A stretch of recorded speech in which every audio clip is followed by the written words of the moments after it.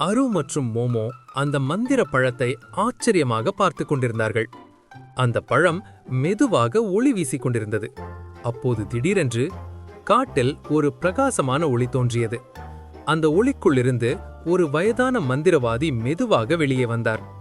அரு ஆச்சரியமாக கேட்டான், நீங்கள் யார்? மந்திரவாதி சிரித்தார். நான் இந்த காட்டின் மந்திரவாதி. அந்த மந்திர பழத்தை தேடி வந்தேன் என்றார். அரு மற்றும் மோமோ ஒருவரையொருவர் பார்த்தார்கள். மந்திரவாதி அந்த பழத்தை பார்த்து சொன்னார், அந்த பழத்துக்கு ஒரு பெரிய சக்தி இருக்கிறது.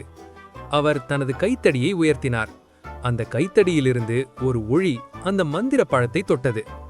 அடுத்த நொடியில் அந்த மந்திர பழம் திடீரென்று காற்றில் மிதக்க ஆரம்பித்தது.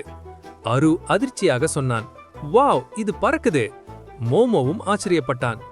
அப்போது மந்திரவாதி மெதுவாக சொன்னார், இந்த பழம் எனக்கு மிகவும் தேவையானது. அவர் அந்த பழத்தை பிடிக்க கையை நீட்டினார். அரு மற்றும் மோமோ அதிர்ச்சியாக பார்த்தார்கள்.